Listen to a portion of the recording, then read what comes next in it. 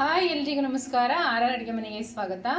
ಮಾವಿನಕಾಯಿ ಸೀಸನ್ ಮುಗಿಯೋಷ್ಟೊತ್ತಿಗೆ ಮಾವಿನಕಾಯಿ ಪಚ್ಚಡಿ ಮಾಡಿ ತುಂಬ ಚೆನ್ನಾಗಿರುತ್ತೆ. ನಾಲ್ಗೆ ಏನಾದರೂ ಕೆಟ್ಟೋಗಿದೆಯಪ್ಪ, ಹುಳಿ ಅಗ್ಗಿ ಖಾರವಾಗಿ ತಿನ್ನಬೇಕು ಅನಿಸಿದಾಗ ಇದು ಮಸ್ಟ್ ಟ್ರೈ ರೆಸಿಪಿ. ಬನ್ನಿ ಹೇಗೆ ಮಾಡೋದು ಅಂತ ಮುಂದೆ ವಿಡಿಯೋ ನೋಡೋಣ. ಈ ವಿಡಿಯೋ ಇಷ್ಟ ಆದರೆ ನಿಮ್ಮ ಫ್ಯಾಮಿಲಿ ಫ್ರೆಂಡ್ಸ್ಗೆ ಶೇರ್ ಮಾಡಿ. ನಮ್ಮ ಚಾನಲ್ನ ಸಬ್ಸ್ಕ್ರೈಬ್ ಮಾಡೋದು ಮರಿಬೇಡಿ. ಮಾವಿನಕಾಯಿ ಪಚ್ಚಡಿ ಮಾಡೋದಕ್ಕೆ ಒಂದು ತೋತಾಪುರಿ ಮಾವಿನಕಾಯಿ ತೊಗೊಂಡು ಕಟ್ ಮಾಡ್ಕೊಬಿಡೋಣ. ಆರ್ ಅಡುಗೆ ಮನೆಯವರೇ ಬನ್ನಿ ಕಟ್ ಮಾಡಿ. ಬರೀ ಕುತ್ಕೊಂಡು ಮಾತಾಡ್ಕೊಂಡು ಟೈಮ್ ಪಾಸ್ ಮಾಡ್ಕೊಬಿಡಿ. ಸೀರಾ ಕಟ್ ಮಾಡ್ಕೊಳ್ಳಿ ಎಲ್ಲ.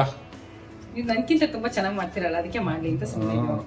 ಬರೀ ತಿನ್ನೋದನ್ನು ಬಿಟ್ಟು ಬೇರೆ ಏನು ಕೆಲಸ ಮಾಡಲ್ಲ. ಇದು ನಡೆದೆ ಫಸ್ಟ್ ಕೆಲಸ ಮಾಡಿ. ಹೆಂಗೆ ಸರಿ ರೆಸ್ಬೇಕಪ್ಪ, ನಿಮಗೆ 365 ದಿವಸ ರೆಸ್ಟೇ ಆಗ್ಬಿಡೈತಲ್ಲ. ಕಟ್ ಮಾಡ್ಕೊಳ್ಳಿ ಎಲ್ಲ. ಅವ್ರು ಅನ್ಕೋಬೇಕು ಪಾಪ, ಇವ್ರೇನು ಮಾಡದೇ ಇರೋ ಕೆಲಸ ರೆಸ್ಟ್ ಮಾಡ್ತಾ ಇರ್ತಾರೆ. ಪಾಪ ಗಂಡ ನೋಡಿ ಎಷ್ಟು ಚೆನ್ನಾಗಿ ಅಡುಗೆ ಮಾಡಿ ಕೊಡ್ತಾ ಇರ್ತಾರೆ ಅಂತ. ಹೌದೌದು, ವಿಡಿಯೋ ಅಡುಗೆಗಳಷ್ಟೇ ನಾವು ಯಜಮಾನ್ರು ಮಾಡೋದು, ಮಿಕ್ಕಿದೆಲ್ಲ ನಾವೇ ಮಾಡೋದು. ಈ ಥರ ಇದ್ರೆ ಸಾಕಾ? ಸಾಕು, ಎಲ್ಲ ಕಟ್ ಮಾಡ್ಕೊಳ್ಳಿ ಅಂತ. ಆರ್ ಅಡುಗೆ ಮನೆಯವ್ರೆ ಕ್ಲೀನಾಗಿ ಕಟ್ ಮಾಡ್ಕೊಂಡಿದ್ದೀರಾ? ಕಟ್ ಮಾಡ್ಕೊಂಡಾಗಿದೆ ನೋಡಿ. ಇವಾಗ ಕಟ್ ಮಾಡ್ಕೊಂಡಾಗಿದೆ ಮಾವಿನಕಾಯಿ. ಇವಾಗ ಇದಕ್ಕೊಂದು ಪುಡಿ ರೆಡಿ ಮಾಡ್ಕೊಂಬಿಡೋಣ. 3/4 ಟೇಬಲ್ ಸ್ಪೂನ್ ಅಷ್ಟು ಮೆಂತ್ಯ, ಸ್ವಲ್ಪ ಕೆಂಪುವರೆಗೂ ಹುರ್ಕೊಂಬಿಡೋಣ. ಕೆಂಪುಗಾಗಬೇಕು, ಮತ್ತೆ ಗಮ್ಮಂತ ವಾಸನೆ ಬಂದಾಗ ಹುರಿದಿದೆ ಅಂತ ಗೊತ್ತಾಗುತ್ತಲ್ಲ. ಹೌದೌದು. ಇವಾಗೆಲ್ಲ ಇನ್ಸ್ಟಾಗ್ರಾಮು ಶಾರ್ಟ್ಸು, ಇದು ನೀವು ಜಾಸ್ತಿ ಮಾತಾಡ್ತಾ ಇದ್ರೆ ಜನ ಸ್ಕಿಪ್ ಮಾಡಕ್ಕೆ ಬಿಡ್ತಾರೆ. ನೋಡಿ, ಇವಾಗ ಸ್ವಲ್ಪ ಕೆಂಪಾಗಿದೆ. 1 ಟೇಬಲ್ ಸ್ಪೂನ್ ಅಷ್ಟು ಯೆಲ್ಲೋ ಮಸ್ಟರ್ಡ್ ಹಾಕೊತಾ ಇದ್ದೀನಿ. ಯೆಲ್ಲೋ ಕಲರ್ ಸಾಸಿವೆ. ಯೆಲ್ಲೋ ಕಲರ್ ಎಲ್ಲ ಅಂದರೆ ಕೆಂಪು ಕಲರ್ ಹಾಕೊಬೋದು. ಕೆಂಪಲ್ಲ, ಕಪ್ಪು. ಸಾಸಿವೆ ಚಿಟ ಅನ್ಬೇಕು ಅಂತ ಇದೆ ಆಲ್ರೆಡಿ.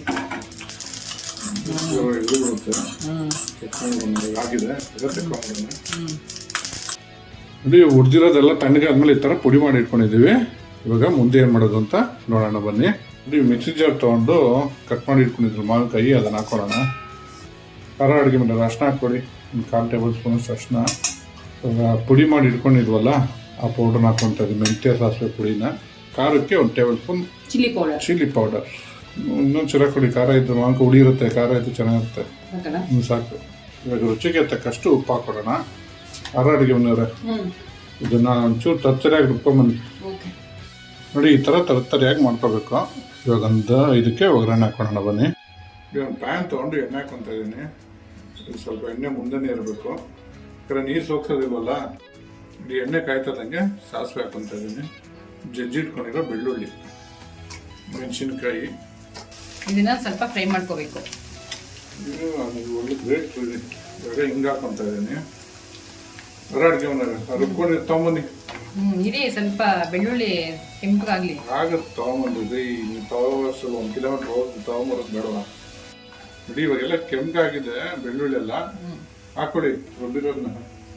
ಇವಾಗ ಸ್ಟವ್ ಆಫ್ ಮಾಡ್ಕೊಡ್ಬೇಕು. ಇದನ್ನು ಬಿಸಿ ಏನು ಮಾಡಬಾರ್ದು. ಬಿಸಿ ಎಣ್ಣೆಲ್ಲೇ ಇದನ್ನು ನೀಟಾಗಿ ಎಣ್ಣೆ ಎಲ್ಲ ಹೊಂದ್ಕೊಳಂಗೆ ಮಾವಿನಕಾಯಿ ಜೊತೆ ಕಲ್ಸ್ಕೋಬೇಕು.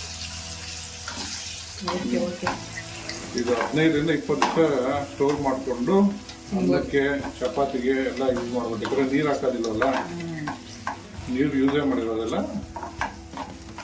ಸೊ ಇದು ಸ್ಟೋರ್ ಮಾಡಿಕೊಂಡು ತಿನ್ಬೋದು. ರೆಡಿ, ಚೆನ್ನಾಗಿ ಮಿಕ್ಸ್ ಮಾಡ್ಕೊಂಡಾಗಿದೆ. ಇವಾಗ ನಮ್ಮ ಮಾವಿನಕಾಯಿ ಪಚ್ಚಡಿ ರೆಡಿ ಆಗಿದೆ ತಿನ್ನೋದಕ್ಕೆ. ಸ್ಮೆಲ್ ಅಂತೂ ಘಮ ಅಂತ ಇದೆ. ಹುಳಿ ಖಾರವಾಗಿರೋ ಮಾವಿನಕಾಯಿ ಪಚ್ಚಡಿ ರೆಡಿಯಾಗಿದೆ. ಟ್ರೈ ಮಾಡಿಬಿಟ್ಟು ಹೇಗಿತ್ತು ಅಂತ ಕಮೆಂಟ್ ಬಾಕ್ಸಲ್ಲಿ ತಿಳಿಸಿ. Thanks for watching our video.